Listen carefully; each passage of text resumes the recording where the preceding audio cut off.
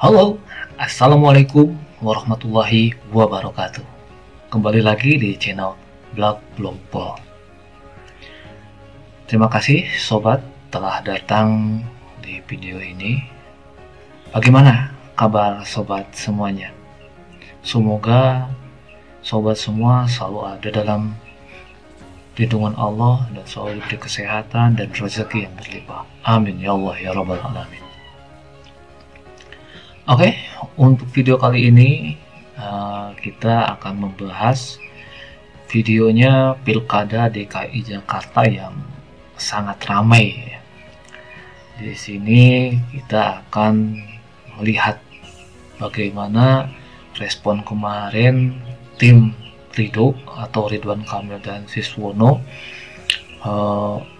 walk out saat rapat pleno dengan KPUD Provinsi Jakarta. Dan di sini bagaimana pesta poraknya Jakmania yang merayakan kemenangan Pramdul. Yuk, nggak perlu berlama-lama, yuk kita tonton videonya. Kejadian khusus atau keberatan yang ingin disampaikan? Kami tidak ada kejadian khusus dan keberatan dari paslon nomor 3. Namun kami ingin berkomentar sedikit. Paslon nomor 1 dan paslon nomor 2 mengungkapkan atau mencatatkan keberatan atau kejadian khusus, nggak tahu kejadian khusus atau keberatan. Mohon maaf, tapi Ketua, tidak, kami. Ini bukan hal penilaian ke 03, Ketua. Jadi tidak perlu adanya komentar macam-macam gitu ya. Untuk itu juga kami izin. Saya lagi bicara pimpinan. Kami izin kalau misalnya Ketua masih mengizinkan mereka ngomong, kami izin. Kami mohon izin, Ketua. Saya lagi bicara. Oke. Siap. Nanti aja, Bang. Nanti diserahkan dulu nanti. Ya. Iya. Oke. Saya belum tanda tangan, Bang. Silakan memberi tanda tangannya atau tidak, silakan. Baik, kita sudah berikan. Siap. Terima kasih. Izin Ketua. Ya, sebentar, biarkan prosesnya berjalan dulu.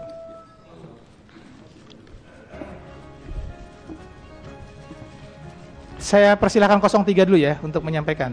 Jadi jangan diselak dulu. Iya. Silakan. Tidak harus menanggapi, Bang. Jadi pertanyaannya kejadian khusus atau keberatan yang perlu disampaikan untuk yang tadi sudah disampaikan. Izin Ketua, kami mundur dari sidang. Terima kasih. Ya, terima kasih, Bang. Silakan.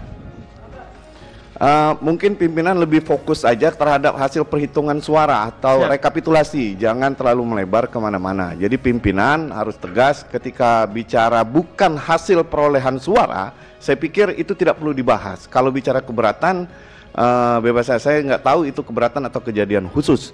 Nah, untuk itu kalau paslon nomor 3 menilai proses pemilihan gubernur kali ini sudah berjalan cukup baik, mantap dan lancar dengan salah satu yang setelah dibacakan 90,23% C pemberitahuan sudah terdistribusi ke masyarakat kepada pemilih. Dan sisanya itu dengan berbagai alasan seperti pindah alamat, tidak dikenal, kemudian berubah status, kemudian meninggal dunia, kemudian tidak berada di tempat, bahkan ada yang pindah memilih dan lain sebagainya. Dan itu relevan dengan DPT dan serta yang terdistribusi. Untuk partisipasi itu hak konstitusi masing-masing pemilih atau warga. Paslon nomor 3 sangat mengapresiasi proses pemilihan gubernur dan wakil gubernur tahun 2024 ini dan sudah cukup berjalan baik dan sangat luar biasa, dan kami mengapresiasi kepada para seluruh penyelenggara. Bu Ina, tambahkan. Oke. Cukup? Cukup itu. Bawaslu ada yang mau direspon atau ada keberatan yang kejadian khusus yang perlu disampaikan? Nanti kami akan membuat juga, tolong panitia dibuat nanti kejadian khusus bahwa tim 01 walk out meninggalkan forum acara ya. Oke, silakan Pak Dodi, silakan tambahkan. Ya, terima kasih Ketua. Bapak Ibu semuanya, peserta rapat pleno pada prinsipnya hak pasangan calon ya untuk memberikan catatan atau kejadian khusus atau keberatan saksi.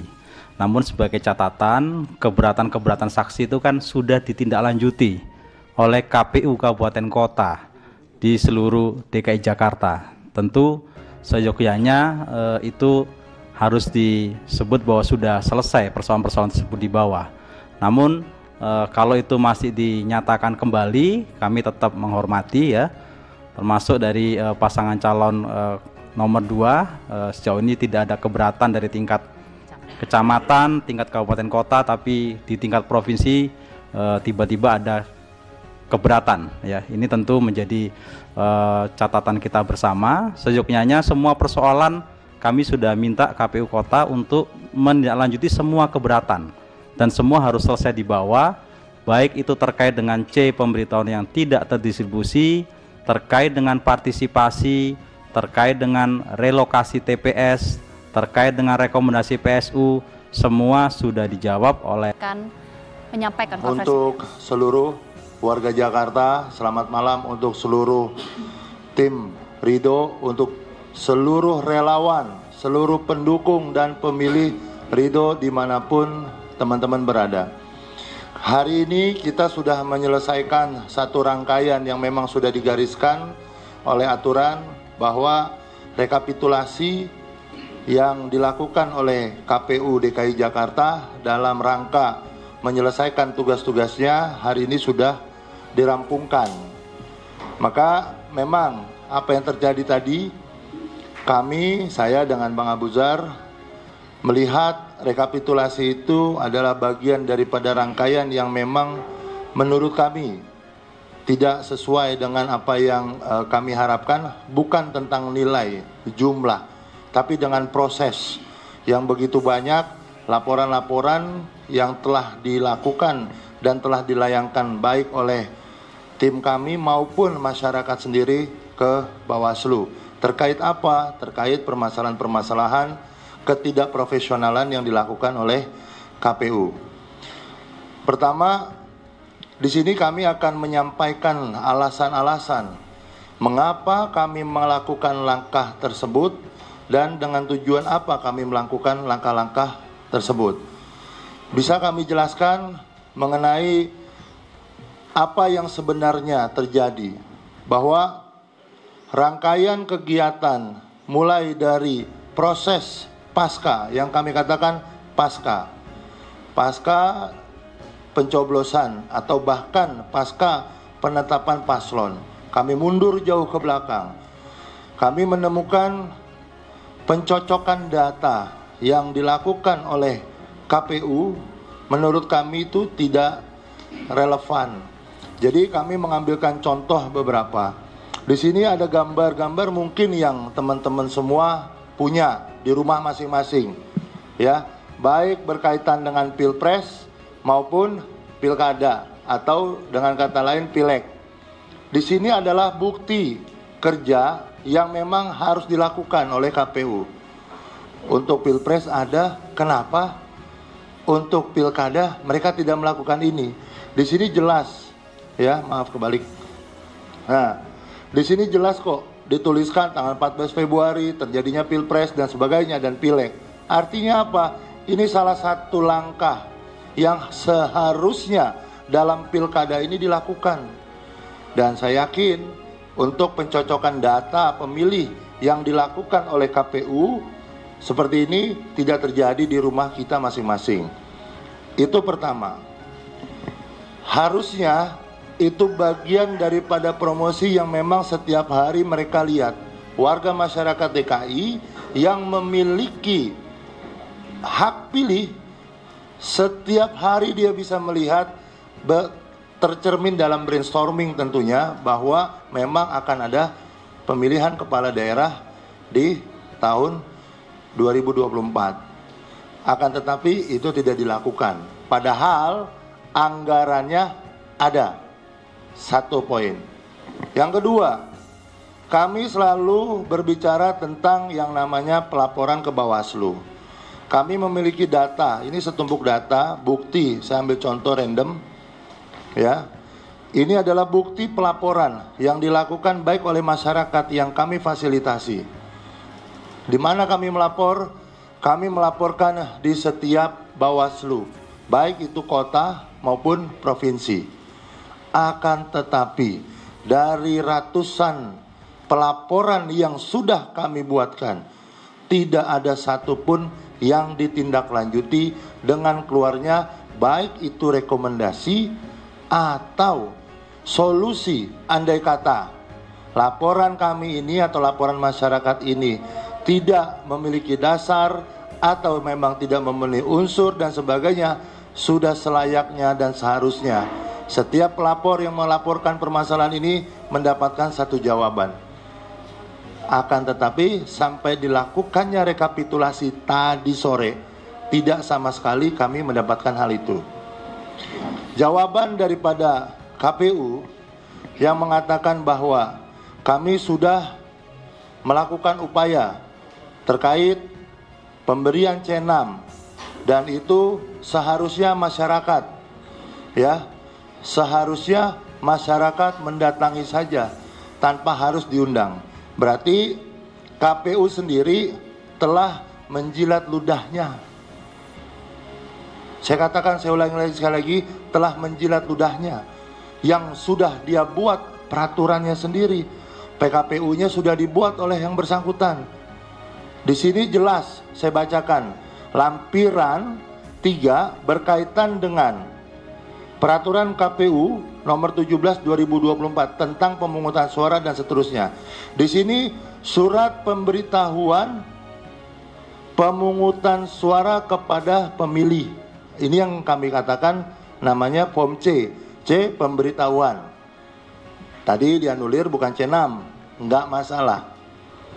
Narasi yang dibangun dalam form ini adalah aturan ya, bukan kami mengada-ada.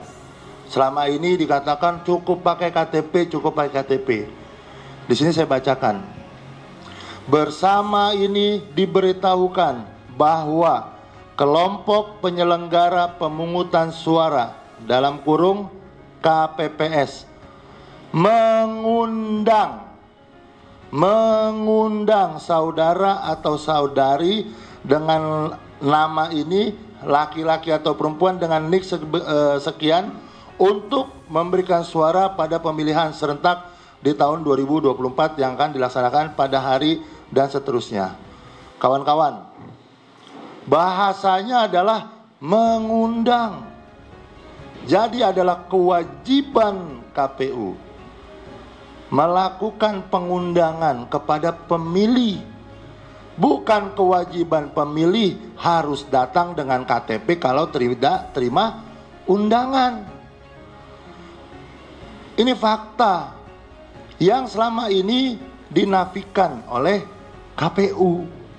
KPU beranggapan bahwa warga yang tidak dapat C6 atau C undangan ini atau C pemberitahuan silakan datang. Ini lucu. Bagaimana warga mau datang kalau tidak diundang? Yang membuat peraturan bukan warga, tapi yang membuat peraturan KPU. Dengan kata lain, di sini sudah dapat kami buktikan satu hal saja. KPU DKI melalui KPU di tingkat provinsi dan tingkat kota sampai kepada PPK tidak melaksanakan tugasnya dengan baik dan benar, tidak profesional. Satu, poin kedua ya. Poin ketiga, KPU punya namanya Keputusan Komisi Pemilihan Umum nomor 174 tahun 2024 tentang apa? Pedoman teknis pelaksanaan pemungutan dan perhitungan suara dalam pemilihan gubernur, wakil gubernur, bupati, wakil bupati, serta wali kota dan wakil wali kota. Di dalam poinnya, di dalam kegiatan persiapan, di sini kami kutip, ya, boleh teman-teman nanti cari, oke, pedoman teknisnya. Ini acuan bagaimana KPU bisa bertindak melaksanakan seluruh tugasnya yang diatur di dalam PKPU melalui surat keputusan KPU. Di sini disebutkan bahwa Ketua KPPS dibantu anggota KPPS mengumumkan hasil dan waktu pemungutan suara paling lambat 4 hari. sebelum dilaksanakannya pemungutan suara. Yang terjadi di lapangan, 1 hari sebelum pemungutan pun masih banyak. Sekali lagi saya ulangi, masih banyak warga yang belum terima. Bahkan berdasarkan apa yang disampaikan oleh tim teknis tadi di dalam rapat rekapitulasi, terdapat 800.000 suara atau undangan atau C pemberitahuan yang tidak tersebar. Artinya apa? Ada 800.000 manusia yang tidak bisa menerima. Padahal di sini disampaikan juga nih, di dalam peraturannya dia juga, bagaimana kalau orang tidak ketemu. Maka salah satu keluarganya yaitu wajib memberitahu, minimal mengirimkan via pesan elektronik. Yang bikin aturan sekali lagi bukan kami, bukan warga, bukan manusia yang ada di sini, bukan paslon, tapi KPU. Pertanyaan kami, apakah selama ini pada saat pelatihan yang secara total anggaran ini hampir 1 triliun diterima oleh KPU DKI Jakarta, digunakan untuk apa? Kalau secara teknis yang begini, PPK atau PPS-nya tidak memahami. Ini yang kami katakan tidak profesional KPU dalam menjalankan tupoksinya sebagai penyelenggara Pilkada DKI Jakarta di 2024 ini. Kemudian kami juga meminta kepada Bawaslu bahwa apa yang digambarkan ini ada satu gambaran, ya. Saya katakan di sini, maaf. Nah, di sini ya. Ini saya capture dan saya foto dari KPU sendiri, rilisnya pada saat rekapitulasi tadi. Jelas-jelas di sini saya ulangi, jumlah yang tidak menerima adalah 802.417 manusia dengan dalil masing-masing. Ada meninggal dunia, pindah alamat, pindah pemilihan, tidak dikenal, berubah status dan sebagainya. Yang sangat mencengangkan adalah ada 30.000 nama yang sudah meninggal tapi mendapatkan masih terdaftar sebagai pemilih. Yang kedua, pemindah alamatan atau yang tidak berdomisili itu ada 117.000. Kemudian yang tidak dikenal ada 173.000. Andai kata, kembali ke poin pertama, andai kata yang dilakukan pencocokan data sesuai dengan mekanisme yang sudah diatur, yang ada stiker-stikernya di rumah itu benar, maka ini data nggak akan pernah ditemukan lagi, karena sudah banyak yang pindah tapi masih terregistrasi. Ini alasan mereka. Oke, dan yang lebih parah lagi adalah ini data golput Jakarta tinggi. Dibuatlah premis, dibuatlah narasi, nggak di Jakarta doang kok, di seluruh Indonesia. Kami cuma bilang tok tok tok, halo KPU DKI, kami tidak berbicara tentang wilayah lain. Wilayah lain banyak alasan. Satu, wilayahnya mungkin pegunungan, mungkin kepulauan, jauh dari yang namanya transportasi yang mudah, jauh dari mungkin ya fasilitas yang tidak memadai untuk melakukan distribusi. Halo KPU DKI Jakarta, ini Jakarta, mantan ibu kota, daerah khusus Jakarta. Apa iya narasi yang mau dibangun dengan alasan-alasan bahwa kita sudah mendistribusikan, akan tetapi golongan tinggi ini 3.489.614 manusia yang sudah didistribusikan suratnya tapi tidak melakukan pencoblosan, tidak ikut serta. Kalau data ini dianggap lucu-lucu, coba, ini saya coba gambarkan aja. Pasangan, sekalipun angka menang ya, angka perolehan ya, perolehan suara, ini di 2 juta, tetap saja golput yang menang, di angka 3 juta. Digabungkan pun, golput dengan 01, 03, dan 02, ini suaranya pun mirip-mirip. Pertanyaannya ada apa? Apakah mau disalahkan masyarakat? Hari ini KPU menyalahkan masyarakat. Apa narasi yang dibangun? Karena masyarakat sudah jengah. Masyarakat yang mana Pak yang jengah Pak? Coba kalau kami melihat daripada pembuktian sesuai dengan peraturan keputusan KPU 174, di sini dituliskan setiap orang yang sudah menerima surat panggilan C6 pemberitahuan maka harus difoto, harus direkam, harus disimpan sebagai laporan KPPS kepada PPS dan nantinya ke KPU. Pertanyaan kami hanya meminta, halo KPU, tolong buktikan kepada kami bahwa KPPS dan PPS di bawah sudah benar-benar menjalankan aturan yang dibuat. Dan kami minta nantinya pada saat di Mahkamah Konstitusi tentunya, tolong buktikan apakah yang 90% itu yang menurut KPU sudah terdistribusi ada bukti sesuai dengan aturan yang dia tulis. Bukan kami loh yang buat. Sekali lagi buat teman-teman, aturan untuk memfoto, membuat tanda terima.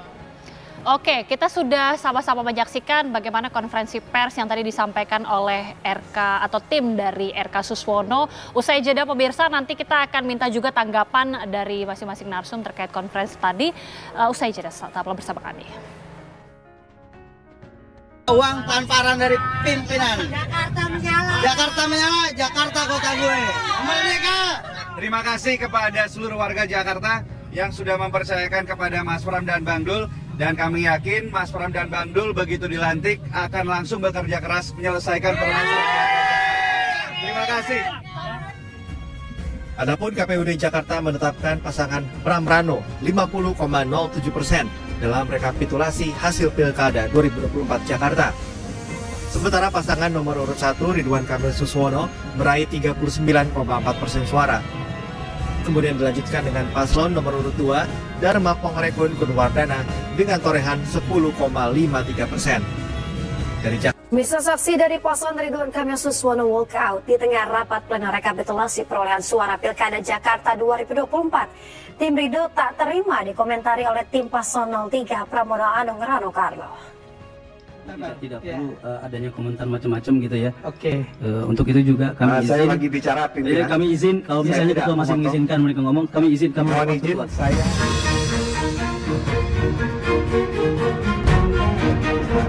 Tim pasangan calon gubernur dan wakil gubernur Jakarta nomor urut 1 Ridwan Kamil Suswono memilih walkout, meninggalkan tempat rekapitulasi saat rapat pleno penghitungan suara Pilkada Jakarta 2024 tengah berlangsung. Tim RK tak terima tanggapannya terkait dugaan kecurangan dalam penyelenggaraan Pilkada serentak dikomentari oleh tim paslon 03 Pramono Anung dan Rano Karno. Sebelum walkout, kubu RK menyerahkan laporan dugaan kecurangan yang didapat pihaknya kepada pimpinan KPUD Jakarta. Kami 01, pasangan 01, Pak Ridwan Kamil dan Suswono, apapun yang terjadi hari ini, kami akan melakukan proses hukum. Dan kami akan melanjutkan ini tentunya sesuai dengan konstitusi yang digariskan oleh undang-undang kita akan ajukan ke Mahkamah Konstitusi untuk kita mencari sebuah keadilan mana sesungguhnya yang seharusnya kita dapat hak-hak tersebut. Kira-kira demikian, Ketua. Dalam rapat pleno rekapitulasi hasil perolehan suara oleh KPUD Jakarta, tim RK menyampaikan keberatan terhadap hasil penetapan rekapitulasi KPU. Pihaknya menyebut semestinya ada pemungutan suara ulang atau PSU di Pinang Ranti, Jakarta Timur. Dari Jakarta, tim liputan iNews melaporkan.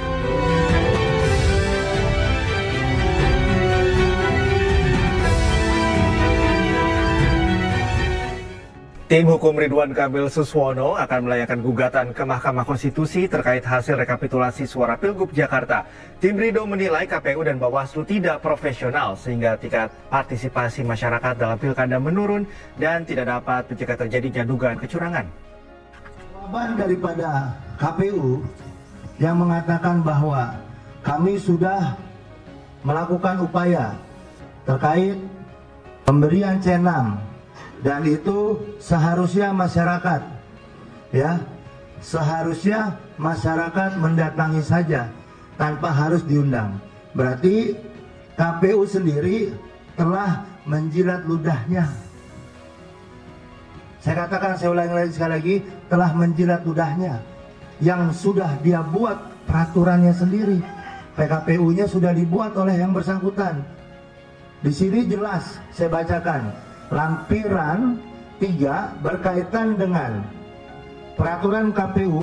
Pemirsa, saksi dari pasangan calon gubernur Wakil Gubernur Jakarta nomor urut 2 Dharma Pongrekun Kunwardana menolak menandatangani berita acara rekapitulasi hasil Pilkada Jakarta 2024. 01, 02. Kami menolak. Menolak maksudnya? Iya. Menolak atau tidak menandatangani? Ya, kami tidak akan. Pemirsa, momen ini terjadi di tengah rapat pleno rekapitulasi hasil penghitungan perolehan suara Pilgub Jakarta di tingkat provinsi Minggu siang. Ketua KPU DKI Jakarta Wahyudinata menanyakan apakah data perolehan suara di tingkat provinsi yang dibacakan telah cocok dengan data di tingkat kabupaten kota. Saksi Darmakon menjawab bahwa data itu sama, namun menyatakan pihaknya menggunakan haknya untuk tidak menandatangani. Dalam pemilihan gubernur dan wakil gubernur Daerah Khusus Jakarta tahun 2024 saya nyatakan sah.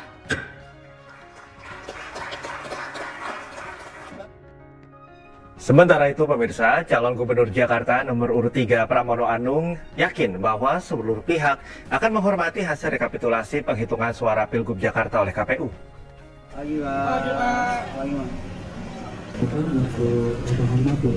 Pramono Anung mengatakan bahwa mekanisme rekapitulasi suara di Pilgub Jakarta 2024 sudah berjalan secara terbuka, termasuk keleluasaan masyarakat luas dalam mengakses data KPU. Pramono juga menekankan kinerja KPUD Jakarta dinilai baik dan telah melakukan sosialisasi serta transparansi mengenai Pilgub 2024 secara maksimal. Menurut Pramono, transparansi tersebut telah dibuktikan dengan hasil rekapitulasi suara KPU dan hasil quick count yang perbedaannya tidak signifikan. Banyak sekali warga yang menyapa, memberikan antusiasme, dan mereka tentunya rata-rata mengharapkan Pilgub ini segera ada keputusan. Kemarin pengesahan hasil sudah dilakukan, Bapak sesuai dengan nanti internal penetapan nanti pukul 1 waktu Indonesia Bagian Barat seperti apa Pak? Yang pertama tentunya kita mengetahui bahwa transparansi yang dilakukan oleh KPUD Jakarta sudah berjalan dengan baik. Kalau kita lihat dari hasil quick account, kemudian Sirekap, dan sampai dengan hasil perhitungan kemarin menunjukkan tidak ada perubahan yang signifikan. Jadi angkanya hampir sama, sehingga momentum yang seperti ini perlu dijaga di kemudian hari agar jalannya pemilihan gubernur di Jakarta ini betul-betul bisa transparan, terbuka, dan siapapun bisa mendapatkan akses dengan gampang dan baik. Pemirsa, KPU Jakarta telah menetapkan hasil rekapitulasi suara paslon Pramono Rano sebesar 50,07%. Calon Tong, Ketua Tim Pemenangan Pramono Rano, meminta KPU Jakarta segera menetapkan Pramono Anung dan Rano Karno sebagai gubernur dan wakil gubernur terpilih. Yang perlu kita ketahui juga bahwa sesuai dengan peraturan KPU nomor 18 tahun 2024 pasal 76 itu disebutkan bahwa KPU Provinsi Daerah Khusus Jakarta menetapkan pasangan calon gubernur dan wakil gubernur yang memperoleh suara sah lebih dari 50% dari jumlah suara sah sebagai pasangan calon gubernur dan wakil gubernur. Jadi perhitungan 50% plus 1 suara atau lebih itu didasarkan pada jumlah suara sah. Artinya jumlah suara yang mengikuti pemilihan, ya. Kalau bicara tentang partisipasi yang hampir 58%, saya kira itu juga tidak ada pengaruh terhadap pasangan. Itu sobat. Jadi menurut Ramdan Alamsah, tim pemenangan RK Siswono menyebutkan bahwa ketidakprofesionalan KPU dalam pemungutan suara Pilkada DKI Jakarta 2024 ini. Banyak tanggapan-tanggapan tim kemenangan Ridho ini, sehingga dia akan terus membawa hasil pemilihan suara ini ke Mahkamah, ke MK, Mahkamah Konstitusi. Nah, bisakah Pilkada Jakarta ini jadi 2 putaran? Ya, kita lihat apakah tim Ridho bisa mengeluarkan atau membuktikan pembuktian nanti di sidang mahkamah. Bagaimana menurut sobat semua? Tolong tanggapannya di kolom komentar. Oke, video kali ini sampai di sini. Jangan lupa untuk like, share, dan yang belum subscribe, tolong subscribe-nya supaya sobat tidak ketinggalan video kami selanjutnya. Terima kasih. Assalamualaikum warahmatullahi wabarakatuh.